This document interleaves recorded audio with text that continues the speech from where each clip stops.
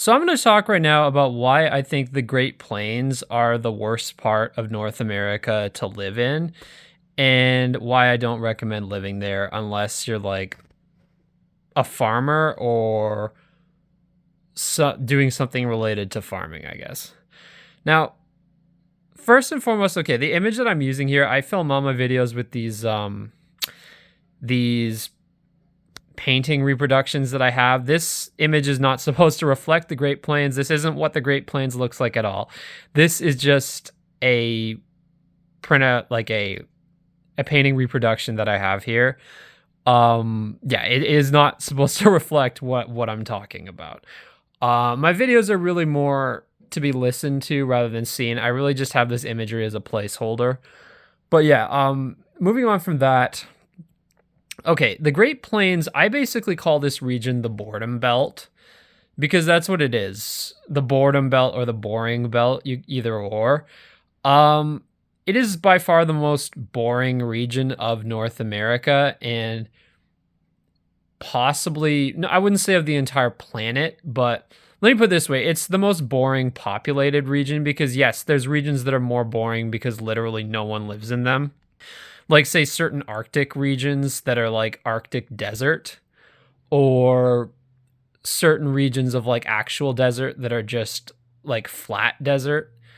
But in terms of regions that people actually live in significant numbers, this is the most boring. And it's also possibly the biggest.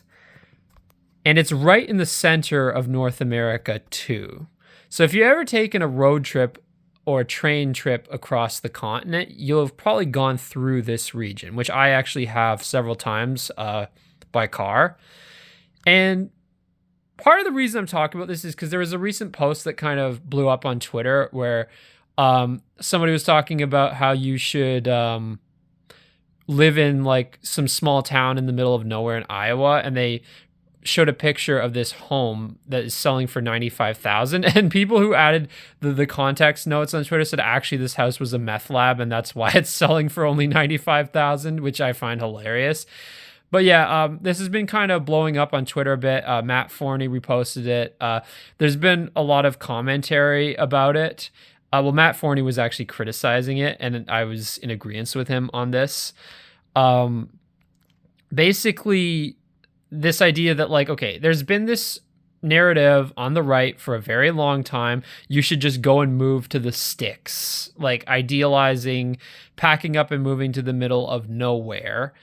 And I think a lot of the reaction to this image in particular is sort of a reaction in general to this idea. Like you should move not only to the middle of nowhere, but to like the shittiest places possible and start a life there because that's what the true Ubermensch does. And a lot of people very justifiably have pointed out no, because these regions, there's a reason people don't want to live in them. There's a reason why many of these small towns are becoming depopulated. And I'm going to go into that specifically about the Great Plains. Now, I think some of what I'm saying applies to small towns in general, but some of it does not. Because I think there are certain traits about the Great Plains specifically that make it a horrible region to live in. And again, I understand the fact that like farmers live there and that our food needs to come from somewhere. And I appreciate farmers for growing our food. And also I understand there has to be a secondary and tertiary support network of people who support the farmers. There needs to be people who sell them tractors and other equipment. There needs to be, people who like clothing stores for farmers or whatever, and then clothing stores for the people who build the tractors, etc. Like there needs to be some secondary and tertiary support network for farming. I agree. My question is there any reason to live in this region beyond that? Like if you're not a farmer and you're not part of the immediate secondary and tertiary support network for farming, is there really much of a reason to live in a region like this otherwise? And my opinion is honestly, if you're somebody who thinks even remotely like I do, then no. It is an extremely undesirable region to live in. And this would include the cities in the region too, not just the small towns, not just the countryside, but the city too. And why do I personally dislike this region so much? Okay, I'm going to go into detail about it because on surface it looks good in some ways. Like it's one of the whitest regions of the US, at least the Canadian part, not so much though, because in Saskatchewan and Manitoba, there are a lot of Native people. And these provinces actually have the highest crime rates in all of Canada. And it's because of issues related to the Native population. So there's that. But yes, in the US, it is one of the whitest parts. It is one of the parts, I think, with lower than average crime rates, although not everywhere because Kansas City has a really high crime rate. So does Minneapolis, which is sort of part of this region. And yeah, obviously in Canada, has the highest crime rates in Canada. But yeah, some parts of this, I will grant certain parts of this. Like, say, for instance, Des Moines and Omaha don't have a terribly high crime rate by the standards of major US cities. So yeah, there is that. But okay, now that I've talked about the positives, I'm going to get into the negatives of why I really don't like this region and do not recommend moving there. And again, like, I have some experience with this region personally. Um, I've been there, I've spent time there. I've actually spent a lot of time in a part of Ontario that is similar to this. It's interesting. Like when I'm talking about the Great Plains, like okay, I really have to define what I mean by Great Plains before I get into why I really dislike it. Sorry if I'm being a bit disorganized here, but I feel like I was putting the cart before the horse for a second. Okay, how I would define the Great Plains is essentially okay. Well, I mean, there's the literal definition of the Great Plains, which is further west, but what I'm talking about is not just the Great Plains, but more broadly, what could be called the Farm Belt or the Heartland. And I define it. What I'm really talking about here, it's not just defined geographically, but it's defined from having a certain set of characteristics because there are some places in this general part of the country that don't have these characteristics. So I would not associate those places with what I'm talking about. What I'm really talking about is places that are predominantly like in the heart, like the central region of North America. They're not near the Atlantic or Pacific Oceans, and they're predominantly agricultural. They're very flat. There's not a lot of trees, and there's not a lot of forests.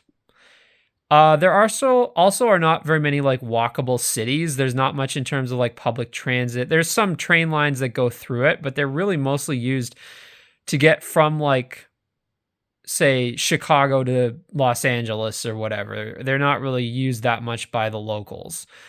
It's more by people passing through between one opposite end of the country and another, like from New York to LA or Chicago to Denver or what have you, like long distance train travel. So yeah, the traits I would define: agricultural, flat, not a lot of trees, not a lot of forests, very windy. And that's one of the biggest problems with this region. The wind is ridiculous.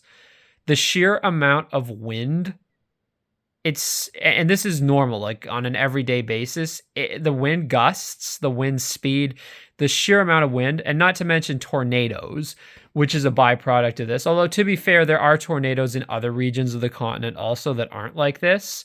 Like, say, Arkansas is much more forested, but there's a lot of tornadoes there also. But nonetheless, this region, what I'm talking about, the flatlands, the boring belt, like there are a lot of tornadoes in this region too. So how I would define this region, it's basically east of the Rocky Mountains, and I would say west of the forested regions of the east. Now, as a caveat, okay, I would kind of divide this into two different subregions. The first would be the Great Plains, and the second would be the Midwest, like the more eastern parts of the Midwest. And you can kind of see this if you look on Google Maps. If you look at the regions, like you can tell by the shading. Like if it's a light green, it's kind of, that's the biggest indicator that it's the region that I'm talking about. I'll draw a map and link to it in the description of what region I'm exactly talking about. Like it's definitely a bit of a squiggly map, where I'm kind of gerrymandering it. But if you've been there, it's kind of like one of those things where it's like, you know it when you see it. If you've been there, you know it. So I would say overall, it includes like the southern parts of Saskatchewan, Manitoba, and eastern Alberta, southeastern Alberta. It includes some of the eastern part of Montana. Debatable if it includes any of Wyoming. It kind of does, kind of doesn't, because Wyoming has a bit too much like natural beauty kind of sprinkled throughout to really be what I'm talking about. So I don't think it really includes any of Wyoming, to be honest, but you could say it includes some of the eastern parts of Montana. Maybe a little bit of eastern Wyoming, but nothing near Devil's Tower, because by nature, it can't be this region if it's too near anything of like immense natural beauty.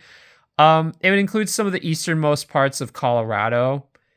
It would include, I suppose it could include the easternmost part of New Mexico. It would include basically, and in Canada, it would actually include some of southwestern Ontario, but I'll get to that later. It would include all of North Dakota, although I will make there is the exception that Theodore Roosevelt National Park exists in North Dakota, and it is a spot of natural beauty in an otherwise boring state. It would include most of South Dakota, but it would not include the Black Hills region or anything near it, because the Black Hills region has some pretty spectacular natural beauty and therefore is an exception to this. It would include basically all of Nebraska, all of Kansas, or at least almost all of Kansas, the majority of Kansas for sure. Maybe not all the state, because I think some parts in eastern Kansas have a bit more, have more forests and stuff. It would include a good deal of Oklahoma. It would include much of Texas, although not all of Texas. It would definitely include many of the northern parts of Texas. It would not include the southwest Texas near the Mexican border, because there you get some more astonishing natural beauty like Big Bend and Guadalupe Mountains and stuff like that. And it would not include the part of New Mexico with Carlsbad Caverns or White Sands either. It would include pretty much all of Iowa, if not all of Iowa. It would include some of the northern parts of Missouri. It would probably actually include a good portion of Minnesota, like the more agricultural parts in like southern and western Minnesota. And that's kind of like the main part, the Great Plains area. So not included, I mentioned southwestern Ontario, but it would not include that. The Great Plains area is the further west. And then the secondary part I'm talking about would be the more midwestern part, further east.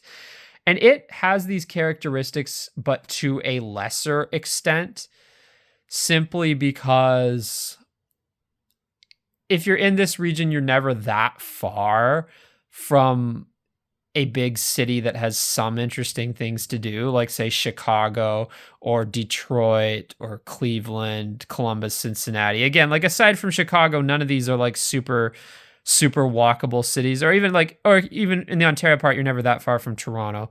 But I mean, aside from Chicago and Toronto, these cities aren't like super walkable or anything, but they do at least have interesting things. And yes, you could say Kansas City does have, it does. I know that Kansas City has one art museum that is apparently quite renowned. I've never been there. I've never been to Kansas City, but I'm just saying, for the most part, the cities in this region are fairly boring. So like the Great Plains region, but I'd say that differentiates it a bit from the Midwest region further east, in that you have more access to cities with things to do. Like you're never more than like, I don't know, 4-hour, 5-hour drive, give or take, from one of these cities, possibly quite closer than that. But nonetheless, like the more rural parts of these states do have a lot of the same traits. So I have to mention them too. So this eastern portion of this region would include most of Illinois.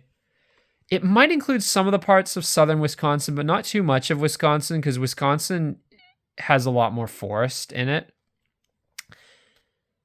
It might include some bits of southern Michigan, but not quite as much because southern Michigan has more forest, but it would include some of it, I think. It would include much of Indiana, like the majority of the state. It would include many of the western parts of Ohio as well. And then, as I mentioned, in Ontario, it would actually include some parts of southwestern Ontario. Interestingly enough, I find these parts of southwestern Ontario actually feel this way more than the adjacent parts of the US. And it could be partly because in Canada, this is considered some of the best farmland. So it's more intensely cultivated, and a lot of the trees have just been cut down, with the exception of Point Pelee and Rondeau, which are which is a national park and a provincial park, respectively, that are on the shore of Lake Erie. They're both quite beautiful places. I've been to both of them. But those are the exception, not the rule. This entire part of Ontario, it's very flat, very agricultural, and it very much fits the characteristics of what I'm talking about. Like, I am familiar with the region because I've family there. I've spent a lot of time in this region, so I'm quite familiar with it. Like, I'm basically talking about the far southwestern part of Ontario. I would say, like, basically like west of London, give or take. The far southwestern part of Ontario. It very much fits these characteristics, and I would say even more so than some of the adjoining parts of the US. Well, the adjoining part of the US is Detroit, obviously. But I mean, even if you get past Detroit, like, I'd say you have to get into like Indiana to get to an area of the US that is quite as intensely flat and agricultural as this region of Ontario is. Like, agricultural and flat without forests, without trees, without anything, with the exception of like right along Lake Erie in those two parks. But if you look at it on Google Maps satellite view, it's a very flat, agricultural, monotonous region as a whole. And as I said, this kind of thing is the worst in the further west region, like the Great Plains, because it's like this for miles and miles, like for hundreds of miles on end. You can drive for like an entire day and you'll be entirely within this type of environment.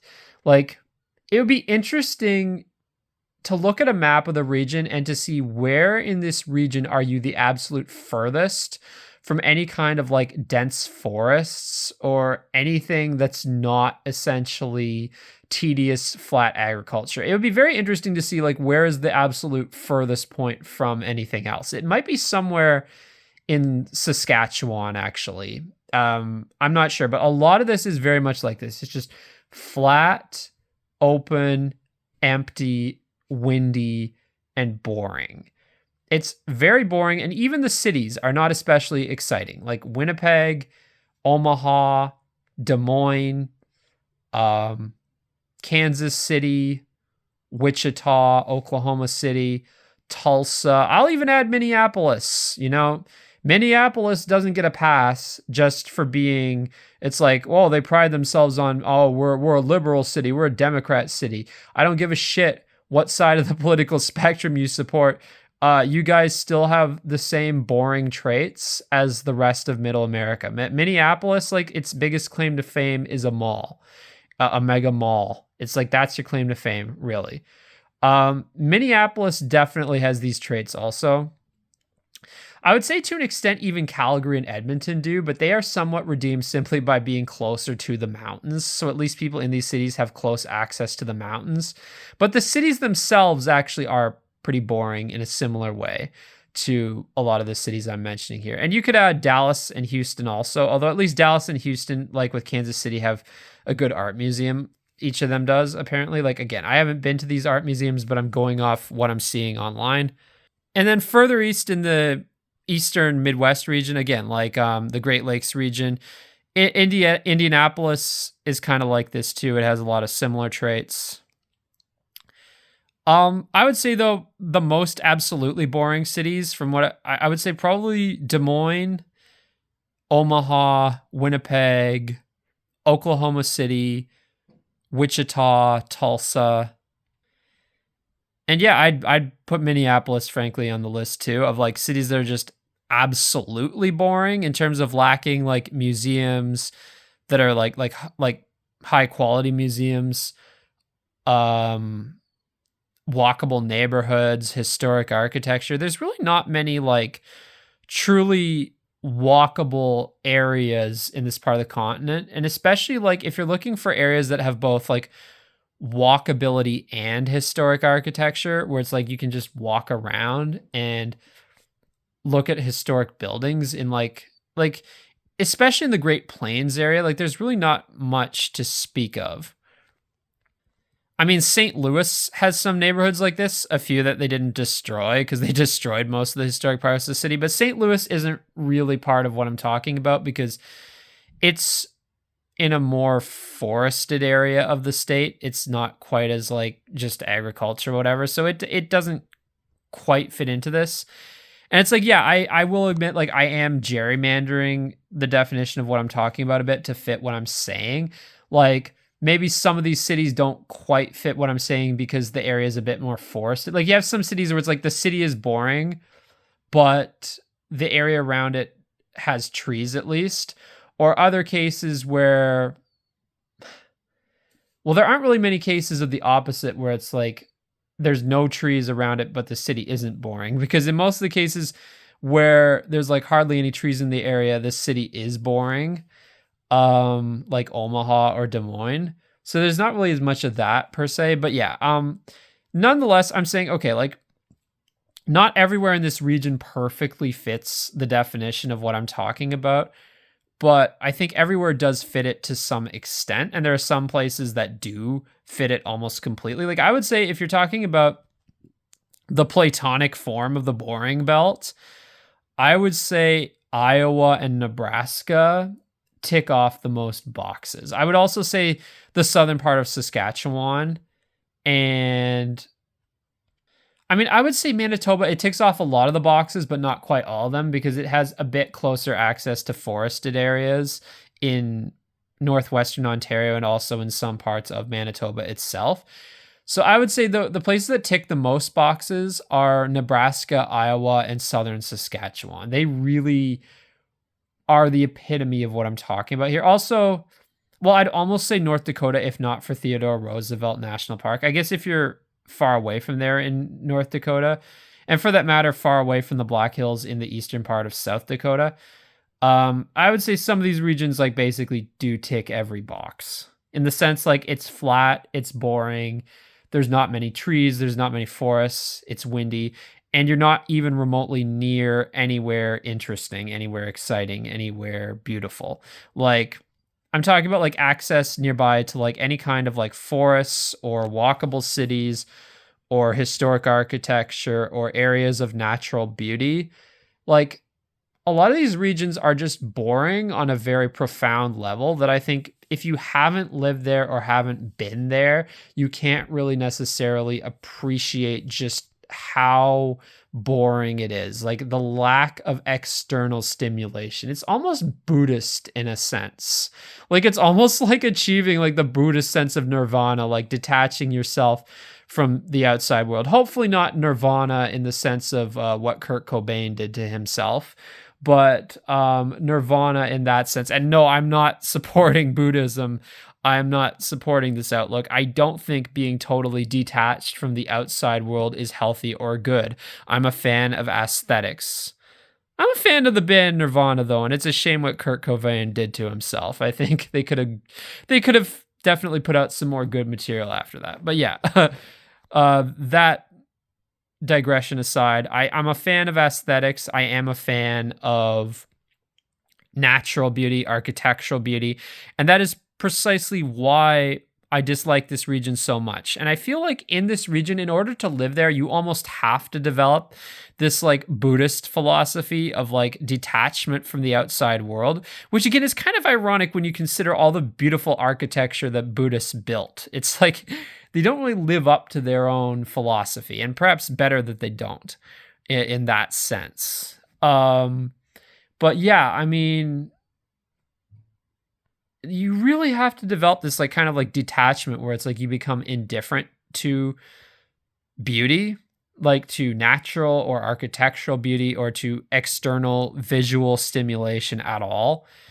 I mean, at least in terms of your built or natural environment surrounding you, because it's like it's very flat. It's devoid of even trees and forests. It's just flat and windy, and just the sky is all you see, just the sky and the flatness. And even the cities aren't that interesting. Like, there's not that much historic architecture. There's not that much in the way of walkable neighborhoods. I mean, yeah, okay. Des Moines and Omaha, each of them do respectively have a state capitol building that is pretty beautiful, but that's it. I suppose that's like the one thing that you'll find in almost every US state or Canadian province is the Capitol building, or the provincial legislature, as we call it in Canada. That's like the one beautiful building that you'll find almost everywhere except Alaska and Hawaii and maybe a few other places. But yeah, aside from that, it's like there's almost no real architectural beauty, like historic architecture of merit, of note to speak of. Like, or walkable neighborhoods, or really much of anything. Like, I suppose there's probably some good restaurants. I'm sure you can get like burgers and, standard American / Canadian food that's, not just your mega chain slot, but I'm sure there's good independent restaurants of that type. I don't doubt it. Actually, there's even a few I've been to in the region that, yeah, they're pretty good. But I mean, okay, there's that, but it's like, that's about it. Like, in terms of like visual stimulation, there's very little. And that's something that I personally would not want to do without. Like, there's a lot of things in life that I would sacrifice before totally sacrificing visual stimulation like that. Before totally sacrificing aesthetic beauty. And it's like, to live in a place like that, you almost have to develop a philosophy of indifference or even outright hostility toward beauty. Like this kind of like Buddhist or Zoroastrian philosophy about, or like Puritan, like to put it in a more Protestant context, like some of the Puritans. Although I've gone into detail about that in some of my past videos, the irony of how like Puritanism, they tried to reject beauty, but back then it was so hard to build ugly architecture. So even their very plain architecture could be beautiful in its own way, like in Massachusetts, for instance. But yeah, nonetheless, it is kind of like that ethos of like rejecting beauty, rejecting external stimulation. And unlike Massachusetts, this region of the country was settled much later, and there's just less well-preserved architecture in this region. So even what they did build of merit, a lot of it was destroyed because there was a lot of destruction in the 50s, 60s, 70s of cities across the continent, and I think this region was hit especially hard. Like a lot, Alexander Rotmans did a video on Kansas City on the destruction of historic architecture there. There was a lot of it destroyed there, and I'm sure the same happened in cities like Omaha, Des Moines, Winnipeg. I'm not sure if any of them had as much of merit as Kansas City did, but I'm sure plenty of the same happened there nonetheless. Like, so yeah, I mean, what I'm saying is today, these regions, they're just, it's almost like this, like, yeah, it's like Buddhist, Jedi, Zoroastrian, whatever philosophy of like Puritan, whatever, of like rejecting the outside world, rejecting visual stimulation. This idea, oh, you should be happy with yourself. That's something I hear people say a lot from this region, and from places like it. Like, well, why do you need this external stimulation? Why aren't you happy with yourself? And it's like, this sounds very narcissistic, this entire philosophy of like building all your happiness on the self and rejecting the outside world. There's something about it on a very deep philosophical level that rubs me the wrong way. Like, frankly, it goes beyond a mere distaste for like the region. It gets into like a very primal level of like core life philosophy.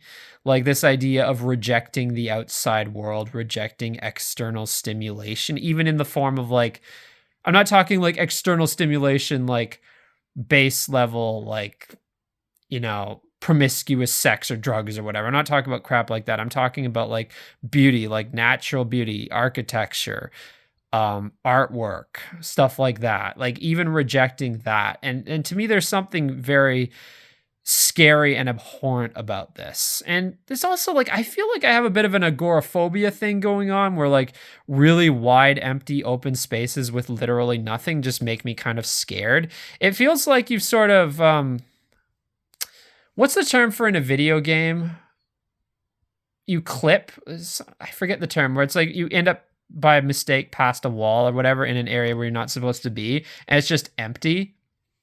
Like I remember in like this game, well, this wasn't a glitch, but you were able to go there in this game, Streets of Sim City. You could like leave the city area and drive into this area that's just open nothingness, and it always felt scary to me. And that's kind of, is it no clip? Is that the term? I forget. But it's like it's kind of like that in a video game where it's like you end up in like the back rooms or whatever, where or like this open space, this open space of nothingness. And there's something about it that just kind of scares me on a deep level. Like yeah, when I drive through this part of the country, I'm always happy when I get out of it. I'm happy when I reach the Rocky Mountains, or conversely, when I'm going east and I reach the forested areas of the Great Lakes region, I'm like, oh, it's good to be home, or like, oh, it's good to be in the mountains. Either way, I'm always relieved to get out of this area. And it's also, frankly, okay, I'm not gonna lie, I've had some personal bad experiences in the region with people who I've encountered who have, let's just say, instances of interactions with people who were not friendly toward me and who I did not get along with, and who definitely I had disagreements with, and including one case with a police officer. Actually, I had a cop in Saskatchewan give me a exorbitant ticket because I broke a traffic law that exists in Saskatchewan but does not exist in Ontario. I got a ticket of over $500 for that because apparently you have to slow down to below 50 kilometers an hour if you're passing an emergency vehicle with its lights on. Here in Ontario, you have to slow down, but you do not have to slow down to below 50 kilometers per hour on a freeway. You might have to slow down by from 100 to 90. You do not have to slow down to 50 here. That is not the law here. And I told her that, and she did not give a shit. In fact, I think telling her that made her more angry. And I got the impression that I was targeted for this ticket because I have an Ontario license plate, because I got numerous tickets in Saskatchewan, some of them automated from cameras for speeding. And it's like, I was often just going 10 over or 5 over the limit or whatever, as people normally do in these cases, maybe 15 over the limit. But I was seeing plenty of people, okay, maybe 20 over the limit in some cases on the freeway, but people do that all the time. And I saw locals doing that all the time in their pickup trucks or whatever. And I got the impression if they did it that much, were they getting ticketed like crazy like I was? Probably not. So I'm getting the impression it had to do with my license plate. It had to do with the fact that I had an Ontario plate. And this was during 2020 and 2021. So there was the whole everybody freaking out over the big event at the time and not wanting people from out of province in the province at all. So there was some of this xenophobia, this idea oh, we're going to get sick from people outside the province, as if you can't, catch it from people within the province. It was this weird, germophobic, xenophobic mentality. And bizarrely, it was liberals who were like this, especially. The germophobic xenophobia of the time. But was it that, or was it just the more generalized, we hate Ontario, the kind of conservative hatred for Ontario? I don't know what it was, but I do feel like I was being targeted because I got so many. I do not usually get a lot of speeding tickets. I'm pretty good with that normally, but in Saskatchewan, I was getting them like crazy. And I think that I was being targeted because I'm from Ontario. I think that's what was going on there. So I think there is a certain prejudice in this region, and it goes both ways. There is some animosity we have toward them. It's true. There is this attitude, there's the liberal versus conservative aspect on a regional level, but I think it goes beyond that because I think in this region, it's not just about the left versus right thing. It's about the perception that they're boring and they really take offense to that. It's kind of like the whole Goebbels quote, like, it washes off him like water on a raincoat, but call him a Jew and he will be shocked and say, I have been found out, or however the quote goes. It's kind of like call them boring and they will react in shock and say, I have been found out. Like calling them boring is like calling a black person the N word. They really don't like being called boring. And when you say that about their region, they get very, very offended by it. So I think that's part of where this general animosity comes from, is the sense that we view them as boring and they view us in response as being pretentious, stuck up, and elitist and overly dependent on external visual stimulation. We just haven't embraced the Buddhist, Jedi, Puritan, Zoroastrian detachment from the outside world to the extent that they have. And it's kind of hypocritical though. It's like, hold on, are you saying that you're not boring, or are you saying that being boring is a good thing? You can't have it both ways, So it's like, which is it? But yeah, that's my point, is like, yeah. And I would also say the worst, I'll just say I've not had good experiences with dating women from this part of Ontario. Yeah, not good experiences in that regard. Dating, or also just like women who I've known as friends or at school or what have you, from this part of Ontario. It's specifically more the women, to be honest. Like when I think about the bad, actually, no, it's not just the women. Actually, no. That's a lie. That's not true. I've had bad experiences involving men from this general region of North America also.